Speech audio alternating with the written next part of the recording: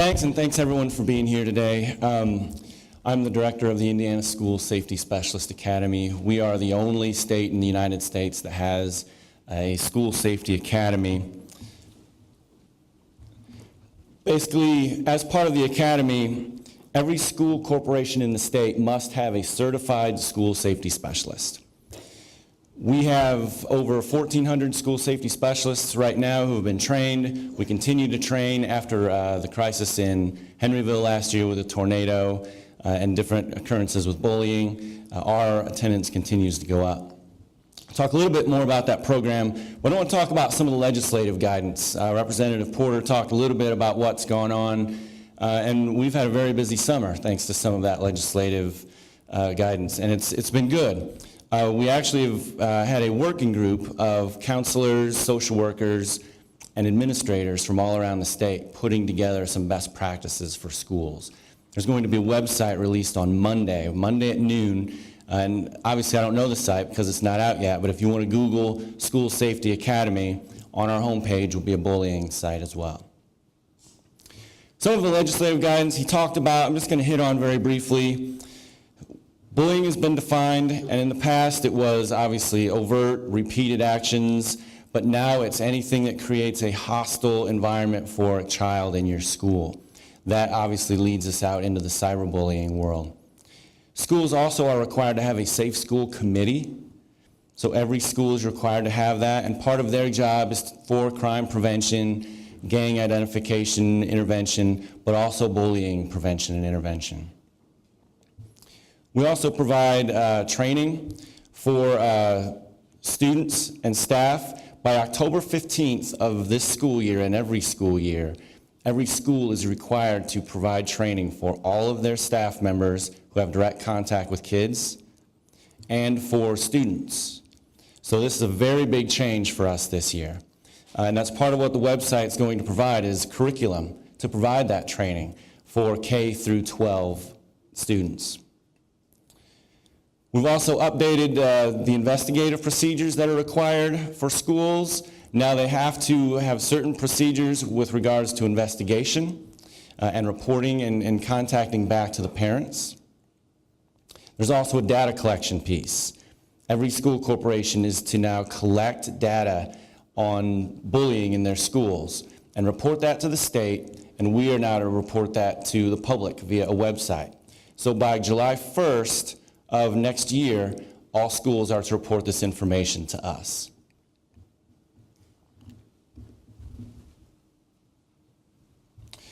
Okay, let me talk a little bit about the School Safety Academy. I mentioned we have 1,400 school safety specialists. We basically provide training with regards to everything from emergency preparedness, tornadoes, fires, lockdowns, all the way down through school safety climate, those things that often prevent violence in our schools. So it's a very big umbrella. So as part of our training, we have law enforcement officers. A couple of them who are safety specialists are here today. We have counselors. We have a lot of principals and a lot of superintendents as well. We've been recognized nationally. The governor of Connecticut, where Sandy Hook, the shootings took place, he has a study council, and he is sending members of his program to Indiana this fall to learn what we do. Because we've become somewhat the leader with regards to school safety. To become a school safety specialist, you have to do 5 days of basic training. Basically, we cover everything from school safety laws, your requirements, what we can do and cannot do. We spend a good deal of time with bullying and hazing and safety and extracurricular activities, etc. Once you've become certified, though, we require you to come back. You cannot get this training and just sit on it. Every year you have to come back and do 2 additional days of training to maintain certification as a school safety specialist. Another one of my duties is I go out and I look at school safety plans. I make sure you have proper access control. I make sure you have proper unification plans, etc., in case of an awful tragedy in our schools. But another component of what I do is look and make sure that you have a bullying policy and that you're following that bullying policy to a degree. Now, one thing I can say and this comes directly from the educators, is we have a lot of work to do. There's a lot of good work being done in a lot of different schools, but we also have a long way to go. And I think if we were to ever think we were doing a great job, we would be mistaken, because we always are going to have to be pushing forward. But as part of my reviews in schools, the educators themselves have identified some hurdles and some risk factors in their schools. Number one of our risk factors is a lack of supervision between breaks. Our educators recognize this. They push their staff between classes during passing periods to get out in those hallways. You have to be there in the hot spots, is what we call them, because the kids will identify areas where bullying takes place. We need to get eyes in those areas. We do have some staff with indifferent attitudes towards bullying. And beyond that, we have staff. Sometimes we have students.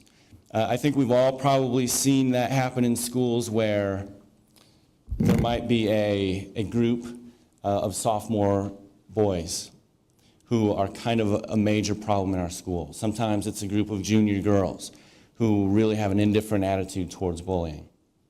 And it's tough for us to break those down. We also occasionally have staff we have to do that with. And we also, unfortunately, have that problem in our communities.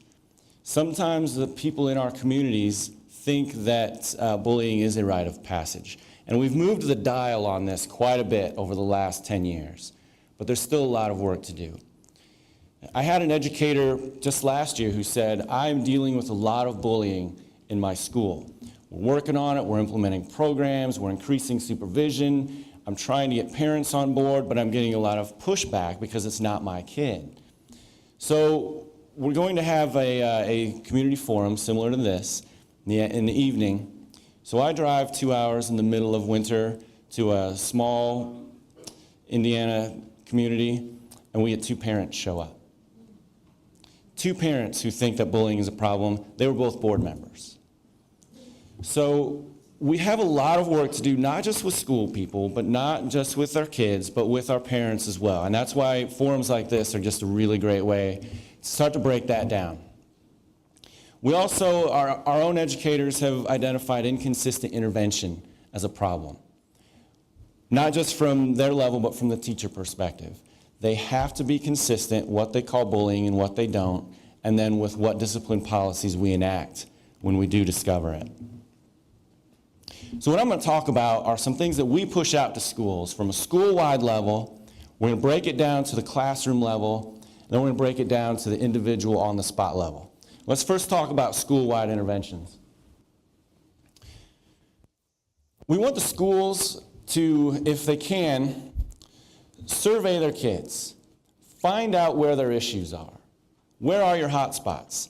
You know, kids may have 3 different Facebook accounts, and kids are fantastic about leading double lives when they have to. I tell you what, kids will tell you when there's problems in certain areas. And if you survey them, they will tell you. They'll tell us if there's drugs in the school. They'll tell us who brought the drugs to the school. They'll tell us where the bullying takes place. They'll tell us who's bullying. Now, so we use this to identify the hot spots. And we know that lunchrooms are a big spot. We know that our playgrounds, we know that our hallways, sometimes our bus stops, our areas. And by identifying those, we need to increase and improve our supervision in those areas. But another thing that we need to do is stem the tide of this culture that's coming at us with regards to the negative.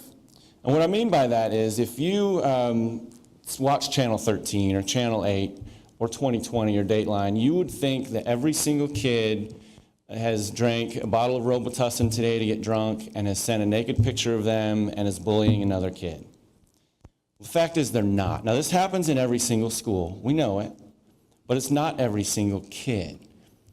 So what we need to do is break that down and let the other kids know it. So what we've been able to do in some cases is you survey your kids and they'll basically explain their attitudes. They'll say, you know, after we've reviewed our survey results, 92% of kids think that sending a sexual text message is inappropriate. And they think it's stupid to do that. They think it's foolish. 96% of our kids think bullying is wrong. Sometimes they still do it, but their attitudes say, we don't want this happening in our school. So what we need to do then is promote those results. We need to have public service announcements in our school, sometimes during our announcements with different signage, etc., that basically explain 96% of us, 96% of your peers don't approve of bullying. Those are the messages we need to get out to our kids. And being able to survey our students is a good way to do that. In our schools, we need to have consequences that escalate. We do not want zero tolerance. We know that there are some schools that are proud of that. If we bully in our school, you will be suspended. I understand that that's a noble approach to take. You know what happens with that is that other kids are afraid then to report it. Because they think, well, if I report it, this kid's out of school. I don't necessarily want that. I just want him to stop bullying me. So you need to have consequences that escalate. It can start with a parent conversation. It can then go to an after school, a Saturday school, and then ultimately to suspensions or expulsions. But these are kids and they're learning. And learning is a process. So we need to use that process to teach our kids. But also by not embracing zero tolerance, we are embracing a culture where kids will report and kids will tell us what's going on in our schools. We want to be consistent. I've mentioned that, and I'll mention it again. We want to recognize and call bullying what it is every single time. And we want to treat the athlete that bullies the same as we want to treat the non-athlete who bullies. We need to be clear. We need to be consistent with our rules. And as we talked about before, we now have some very specific definitions with regards to bullying. And we need to have our policies. And number one, we need to follow those policies. And I'll tell you, that's the call I get most often, is a parent will call me and say, we had an issue with bullying in this school. And I'll ask them what the policy is. Sometimes a parent won't know, but they can find that policy online. Almost always your school's policy is online. It's definitely in your child's handbook. What's it say in black and white? And if the school is not following that policy in black and white, then we have a problem. And that's where you have a leg to stand on. So let's go down to the classroom level. We talked school-wide. In the classroom, we want the teachers as well to post their policies. We want them to talk about their own policies and, again, be consistent with their policies in the classroom. If you let kids know that this is not going to take place in your classroom, you have a better chance of preventing it. So we urge them to be consistent in the class. Demonstrate that it's a priority. Because if we overlook it one time, we'll overlook it a second time, and then it's kind of out of our control. If we stop the little things, we're going to stop the big things in our classes. So we go school-wide, we go within our classroom, and then let's go individually. Call it what it is. When there's bullying, we don't necessarily need to report it later to the office and say, hey, I saw this. We want the educators to be in those hot spots, and then we want them to step in immediately. That's how you're able to stop it. Take attention away from the bully, support the victim, and let the bystanders know this is not how we behave in our school. This is not part of our school culture. And everyone needs to understand that. From the PSA announcements we can do based on our surveys, in our classrooms, and on the spot, we need to let people know this is not how we behave in our schools. Intervene on the spot. And I'm not necessarily saying when I say support the victim, you put your arm around them and say, you poor child, I can't believe they picked on you and scruffed their hair. That's about the last thing these kids need. We need to stop it, say, you okay? Let it go. Follow up with them after the fact. And make sure you follow up with consequences for the bully as well after the fact. And again, involve those bystanders. Let them know this is not going to be tolerated in our school. And we all need to step up and prevent this from happening. Because if we don't involve them, then it can continue. Because we know the educators aren't going to be everywhere. Some of the new legislation requires reporting to families within a certain time period. I think that's fantastic.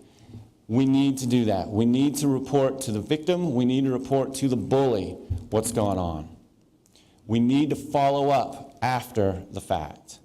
Make sure that this isn't occurring continually. We don't necessarily urge peer mediation in all bullying cases because there's an imbalance of power in bullying. Usually it's physical, sometimes it's social, sometimes it's intellectual. But things are not always equal in bullying. So to sit them down together and kind of hash that out can sometimes be re-victimizing that victim. So when possible, we want to deal with this on a separate basis. We want to find out if things are better with the victim. We want to make sure everyone gets services that they need after the fact, both bully and victim. Always impose consequences when appropriate. Continue to follow up. I want to hit a couple misconceptions, particularly with that follow-up. It says here, bullying interventions are easy and immediately effective. That's absolutely not true. That is completely a misconception. We get parents, and it's a misconception from parents and educators. A parent will report a bullying incident once and assume it's taken care of. And an educator will intervene once and assume it's taken care of. Now remember, bullying is ongoing. And it usually developed over a few days, then maybe a few weeks, then maybe months, maybe even longer. What on earth makes us think one intervention is going to stop it? And so I urge all parents to continue to report, and the students. Every time it happens, you need to report it again. Because the misconception, again, on the educator's side is, I already dealt with that. I have 800 other things I'm going to deal with next. That one's already done. Well, that one's probably not already done. But if they don't know, if a student hasn't said, this guy's still bullying me, if a parent hasn't told them, hey, my son is still reporting that this is going on, then they are going to move on to the next thing. So we need to work together, and we need to get over this misconception that I dealt with this once, or I reported it once, so now it's finished. It's just not going to be accurate. A misconception is that everyone around the world or around our communities thinks that bullying is accepted as a rite of passage. The majority of people don't think that this is acceptable. The majority of us do not like this. But we need to continue to work together. Please don't, as parents, think that any educator got into their field to ignore bullying or to support that kind of behavior. Most educators abhor this kind of thing, and they want to help. And the educators can't think that this particular group of kids accepts it. We can't. It's a complete misconception. With regards to, again, working together, I want to mention FERPA. It's the Federal Education Rights and Privacy Act. Too often a parent will say, I want to know what happened to the guy who's victimizing my child. What happened to this person? And you're very upset because the educators won't tell you. Fact is, legally, they cannot tell you. It's a federal law that prohibits them from telling you what exactly happened as far as discipline to the other child. A lot of times you'll find out, your kids will know, the other kids will know. But don't expect that from the educators, and don't be furious when they can't give it to you, because they legally can't. Sometimes they want to, believe me. Too often we think that a one-time incident is bullying. I'll get the call that a kid was hit in the face with a ball. It was a dodgeball game. Sometimes we get those things. We should have record that this has gone on, and so it gives us more footing when we do report it. And we'll talk bullying versus battery a little bit more in a minute. I think we're going to have a little more information about tips for parents. What I want to cover a couple of different things that I think are important when you're dealing with educators. So from a parent perspective, you should expect a prompt investigation.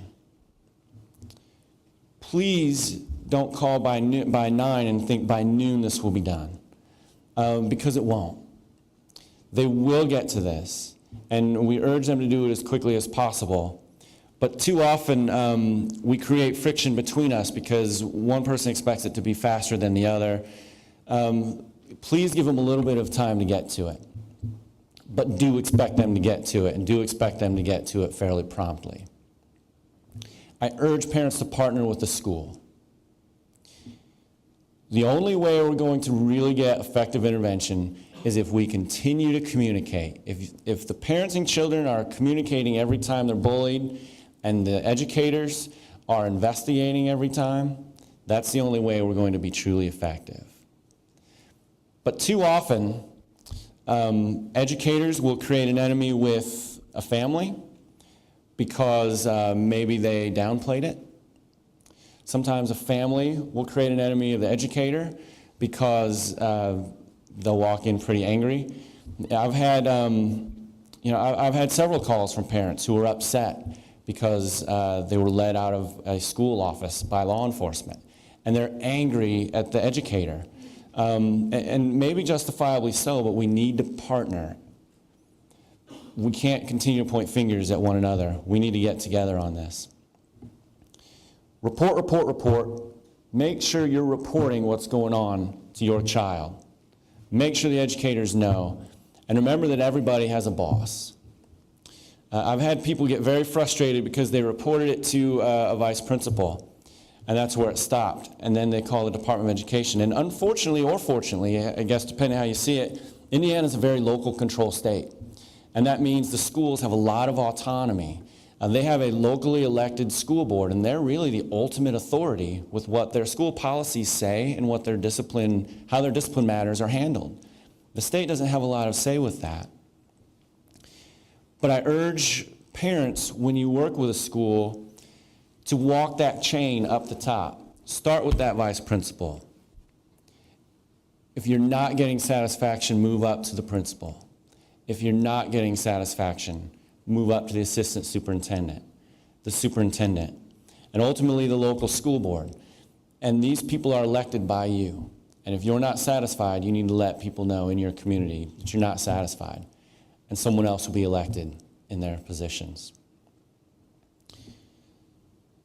I get a lot of calls from people who say they're not getting satisfaction from a bullying investigation because they heard the child was suspended, but their child was beaten up pretty bad. Please know that bullying is bullying and should be addressed, but violence is also violence. Bullying has become this like silver bullet.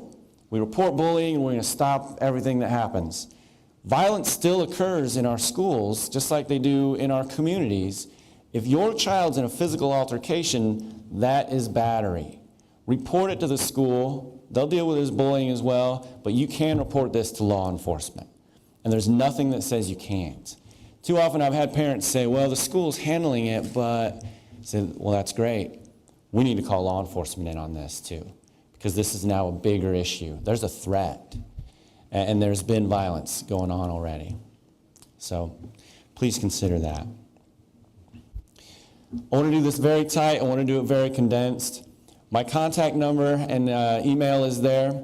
Please don't hesitate to call me if you have any concerns over what's going on in a school or what's going on in a community, or if you want to learn more about what the Department of Education is doing with regards to bullying. Like I said, that website's going to be out on Monday. If you have trouble finding it, my email is there. Let me know and I'll guide you directly to it. And we'll work together to see what we can do to curb this as we go forward in our communities. So, thanks a lot.